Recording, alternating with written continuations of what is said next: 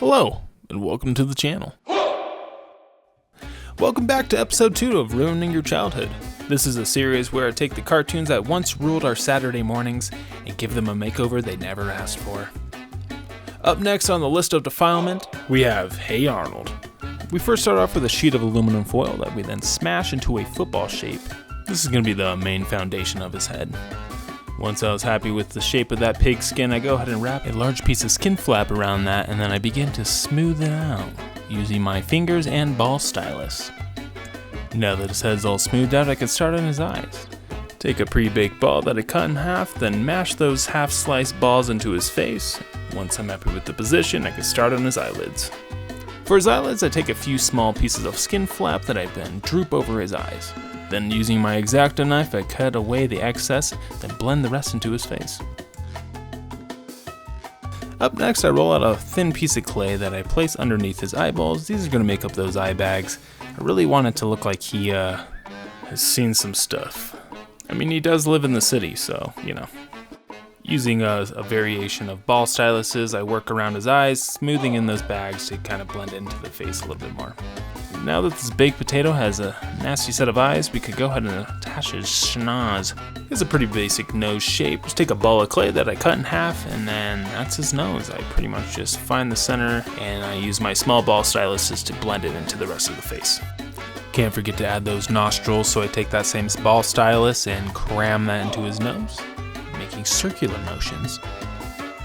And just like that, his eyes and nose are complete, and we can start to move on to his mouth. Using that same small ball stylus, I then carve in that signature side smile that we all grew up to know and love. Next, I added a little piece of tapeworm to his lower lip to make up his lower lip, then smooth that out into the rest of his face. I then spend the next 20 minutes reworking and shaping his mouth until I get something that I'm happy with. Now that he's got his cheeky grin, we could start on his crimson chin. I pinch off a loaf of clay that I smash into the bottom of his face, and then smooth it out to get this little, Next we're gonna start on his ears. We start by rolling off a ball of clay that I then smash into a flat circle. Then take my X-Acto knife and I slice that bad boy in half. I take those two ends and cram them on the side of the face. Using my small ball stylus, I then go ahead and then give it some ear detail, and there you have it. Up next, we're gonna start adding a little bit of texture to his face. I use these hard natural sponges. You could buy a pack of these at pretty much any of your crafting stores. I just take that and I push it along the surface. It gives a nice little skin texture. And up next, we're gonna start on his little pimped out yarmulke. Take a pre-baked circle that I cut in half, kind of like the eyeballs. Then I draw a line using my X-Acto knife, going all the way across the front and back.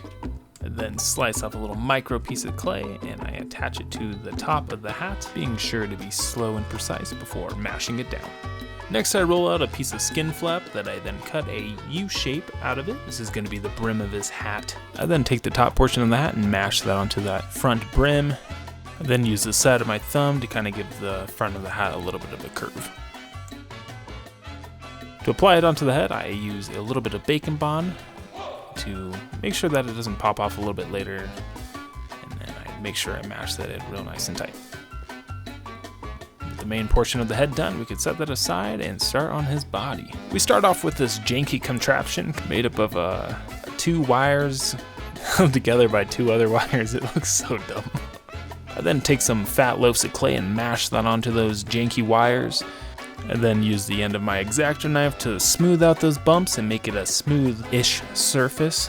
I then get a large piece of skin flap that I then round off the edges, and I'm going to wrap this around the body. This is going to make up I'm assuming a flannel, but it could be a kilt. I'm going to say flannel. It's going to be his flannel sticking out the bottom of his shirt. Oh duh, it is a flannel because he has a collar. Anyways, go ahead and smooth that flannel piece out into the rest of the body. Then I get a long piece of skin flap that I then keep over the bottom. I'm just gonna give the illusion of having a layer on top. Instead of doing the whole thing covering it, you just need a little bottom piece. That's all you really need. And just like that, we have a t-shirt and a bottom section of the flannel, so we now have to add his collar. Just like the bottom section of a shirt, we're gonna start off with a skin flap that we wrap around the neck and we cut sharp little angles into kind of like this, and we got a collar. And with the main bulk of the body done, we could stick it in the oven for its first bake. Now that he's out of the oven, give it that flick test, and we're on to the arms. I roll out a long noodle of clay that I then cut into exact, precise arm length. I'm just eyeing this, honestly, there's nothing to it. Roll out a small ball of clay that is going to be his hand, then cut a little groove in the center. I use this little prison shanker to carve out some fingers. Then I pinch off a tiny little loaf of clay to make the thumb. Then I attach that bad boy to its wrist. And we're gonna give him some crossed arms because he's a cool cat. Yeah, I don't know what that means. Go ahead and get my ball stylus and I smooth this bad boy down.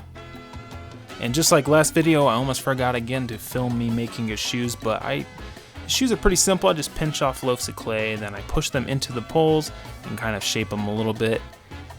And with the shoes done, he is complete, and we could put him in the oven for his final bake before starting the painting process. We're gonna go ahead and start with this flesh tone. It is a very translucent paint, but when you add up a lot of layers, it actually looks really good. So that's why I use it, but let me tell you, it takes, I think maybe 5 layers for it to cover. I need to start base coating these first, but anyway, after that, we start with a really watered down red paint that I go over the cheeks, chin, nose, and lower eyelids. I feel like this really brings them to life. After letting the red wash dry a little bit, I take a sponge and kind of dab at the surface just to take a little bit of the paint off. Up next, we start off on his eyes. I paint his eyes with a bone white color. I think it just makes it look a little bit more natural compared to a solid white, but I do take a whiter tone and dab it in the center to give it a little bit of a gradient. Right here, I'm taking some dark red and poking it into the corners of his eyes for the little meat. Up next, we have his hat. I use a light blue grayish color for this. For his flannel, he gets a burnt orange color, followed by some yellow stripes. If y'all have enjoyed this video so far, don't forget to leave a comment down below of who you would like to see me build next. I have a list of people who I would like to build, but I would love to hear who you would like to see me build, and so I can make them for you guys. While I was busy yapping, I went ahead and painted his pants blue, and his shirt is getting a turquoise color. What kind of shoes do you think he'd wear? He seems like a Puma guy to me. Maybe like an all black New Balance. After I finish all the base layers, I go over all the clothing with a black wash. I feel like this kind of just brings all the colors together and makes it look a little bit more realistic. And with the paint job complete, I am now on to the part I was dreading the most, but also his second most defining feature, his hair. I snipped off a few pieces of a wig that I plan on gluing on to the back of his head and then shaping it with some scissors. Guys, this no joke took me 3.5 hours. I did not expect it to take that long, but I think the end product ends up looking pretty good. I want to give all my characters real hair if they have it. So while I go ahead and finagle with this for another 20 minutes off camera, we're going to go ahead and start on the base. I first start off with a little square of EVA foam that I then cover in a thick layer of Mod Podge. As that dries, I go ahead and stipple the top with some sponges. I'm looking for a really fine bumpy texture, kind of like this. Once I let the Mod Podge fully dry, I took a piece of aluminum foil and kind of roughed up the top, also getting my X-Acto knife and carving a little bit bigger chunks in as well. My original idea was I was going to make this look like a piece of the sidewalk, but then I thought it could be cool if I did almost like a 50-50, half sidewalk, half blacktop, and so that's what I went with. Right here, I was going to paint on the gray surface, but ended up stippling a lot of that off to give it just kind of a dirtier blacktop look. And then I took a second piece of foam that I glued onto that first piece. This is going to be the sidewalk. Made a slight slant cut on it to give it a little bit of a incline. Then I went through and added some sidewalk details. Now that I was happy with the way this looked, I went ahead and started adding that gray paint onto the sidewalk. This is just kind of a bone white and black paint mixture. When it dried, it gave it a really cool look. After that, I gave it some final detailing, and with a little bit of assembly, we're on to our glamour shots.